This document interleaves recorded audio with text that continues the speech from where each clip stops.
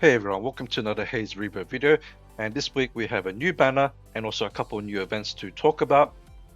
So first off, let's talk about Lyfa, the riding gear version of her. And this is a new unit. I think it's new on other servers as well. I don't think I've actually heard of this character before, but she's a limited unit, and it's like a SSR version of an existing SR unit, which is Lyfa, right? So the normal Lyfa, I think she is a guard type, but this one is a heavy type, right?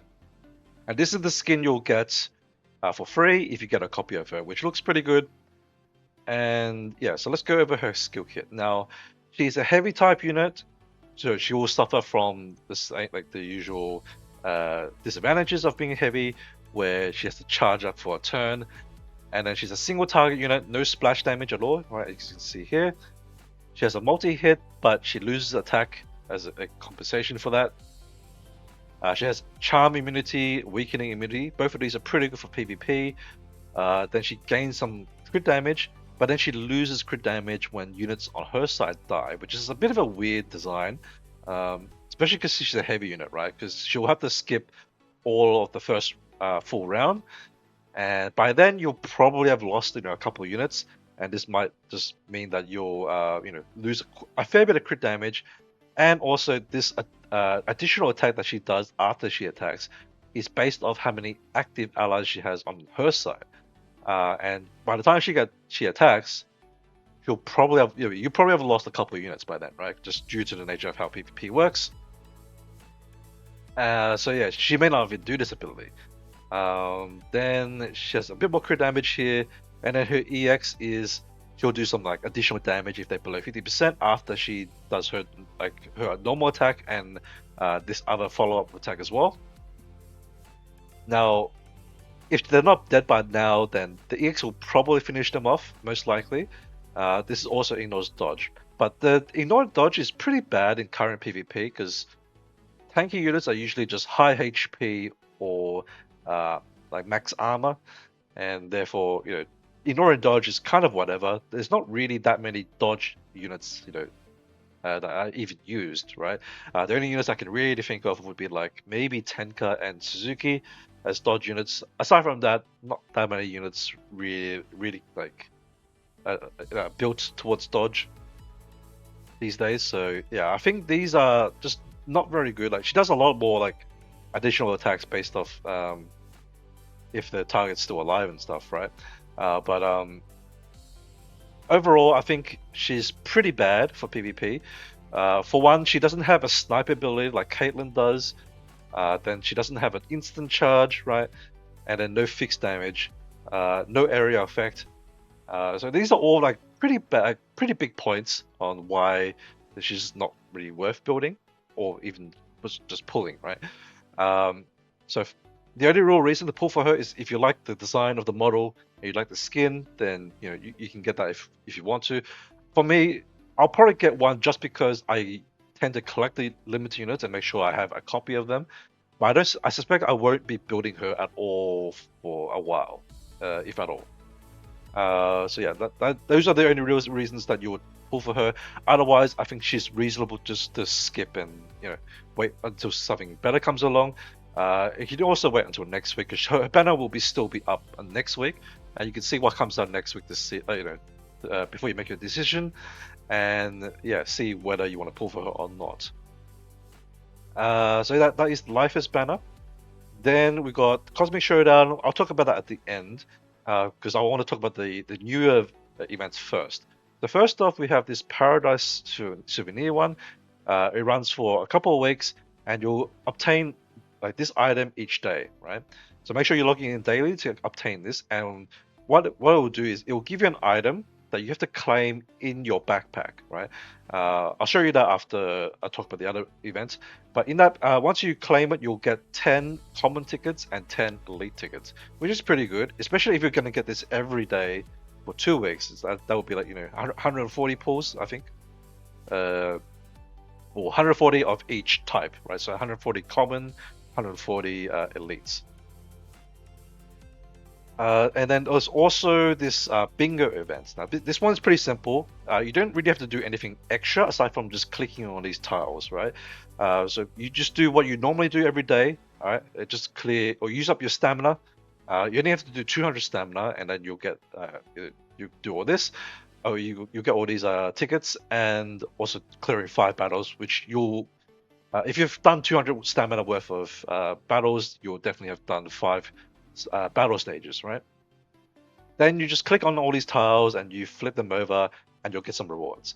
And some of them are pretty good, like there's gold reverbs, there's stamina potions, there's tickets.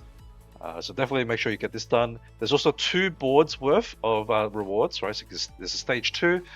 And we have over 2 weeks to complete this. I think it might actually be 2.5 weeks. It's a bit of a weird duration here, but there should be plenty of time to clear out everything here. So make sure you get that done. Now, just to show you, in the backpack, in the item section, it's just here, right? You just click the paradise souvenir here, and you can just stack them up. Even like if you wait until the end, you can just click max and use all, and then you'll just claim all of them. But just make sure you're claiming the actual paradise token every day. Then we got the Cosmic Showdown, and this is basically a PvP event. So if you don't know what it like, if you haven't done this before, well, then I'll just try to quickly explain how it works. So for those who already know, you can probably like click off now, but yeah, I'll quickly explain this. So in PvP, this is basically a PvP mode, right? So you click Edit Team and you set up 2 teams similar to how you would in normal arena or elite drill, right? I'll just call it arena for simplicity. But the difference here is that you can't use the same unit on both teams. Normally for normal arena, you can set up like a team like this, and you use the exact team on defense if you want to, right? But on this one, you have to use unique units on both teams, right? Which means you need 18 units in total, and you may not have 18 built units, right? Especially if you're a newer player. If that applies to you, just focus on your offense team and just build the best offense team you can, and just sacrifice your defense team, basically, right? You just want to make sure that you at least win one side, and then the other side, you just hope for the best, right? You should at least be able to beat the bots like that way. And you might have to just put like one like semi-built unit on the opposing on the defensive side, just to make sure that you do as much damage as you can to their offense team, right? And that way you at least win like against the bot, and then against the real players you'll most likely lose, but that's okay, right? You don't need to win against everyone unless you're going for high ranks. But for the newer players, you just want to get all the rewards, and that one is not too stressful to do, right? You basically just have to just use your attacks, and then you'll get all the rewards, right? So the only real reason to like to be worried about how you use your attacks and winning, every round is if you're going for the ranking rewards. But it's not really that worth unless you are like fully prepared for PvP. So for most people, you'll probably be going into like either this bracket, top 100 or top 1000, right? I don't think there's enough players for top 3000. But that's the worst case scenario. Would probably be like this is the rewards that you'll get at the end of the event. But I think most people will get top 1000 or even top 100, right? Just depends on how many people are participating, right? The top 10 will be a lot more harder, and it's mostly just going to be the top players going for this. But yeah, the rewards aren't like that much different to top 100, so you still get plenty of good rewards. Then in your dailies, go to event task, and then there's some dailies here to get some crystals. There's also like some other like resources that you can get as well. You only have to do 3 attacks per day to do that, but you should just do all 5, right? Because the other reason would be in the current task, which is basically the overall task, right? You have to win at least 12 to get all of these like tickets and the stamp potions. That's pretty easy. Even if you lose, right?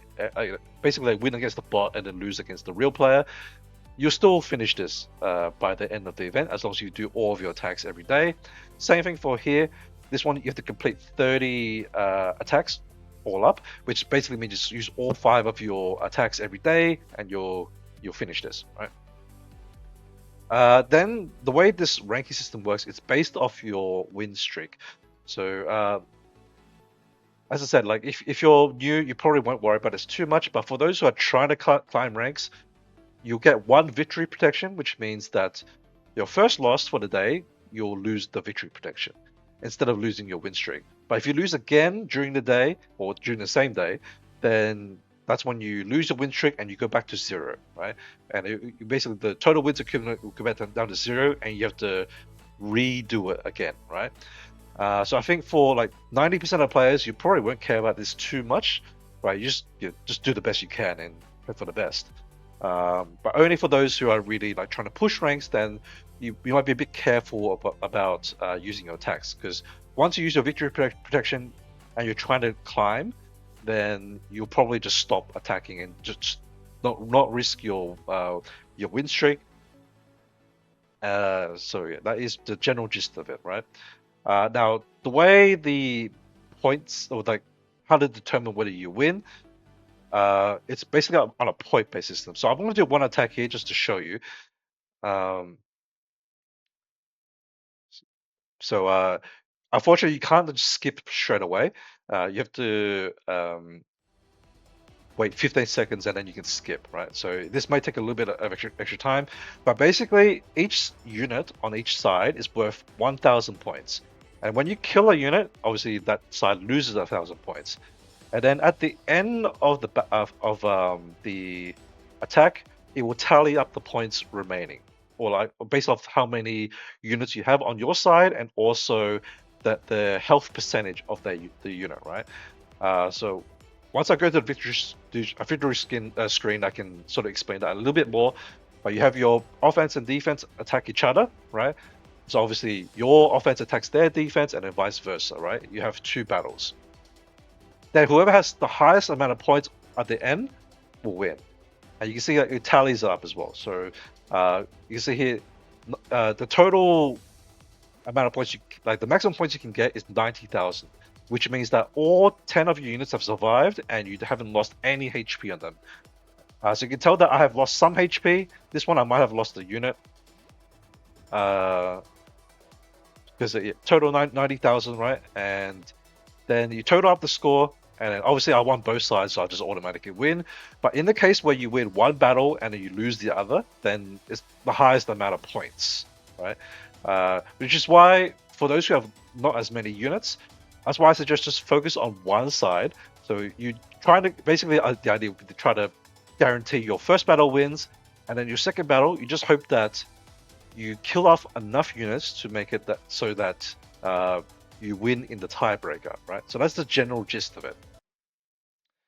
And then just do that like 5 times a day, and you can get it done. So that pretty much covers it. And I think that is everything for this week. So I'll leave it here. And yeah, thanks guys for watching. I will probably be posting another video probably tomorrow or maybe the day after. I have recorded a video, but I might retake it. I don't know. I'll think about it.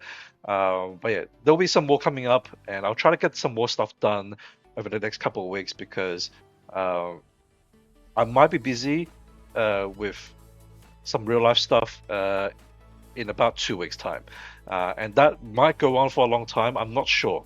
It might take a few weeks before I'm able to do like more regular videos again. But I will try to get some out over the next couple of weeks just to make up for that. Hopefully, because I have been slacking recently. I mean, last week I didn't do any extra videos. So yeah, I'll try to do some of that, and yeah, I look forward to that. So thanks for watching, guys, and I will see you in the next video. Bye bye.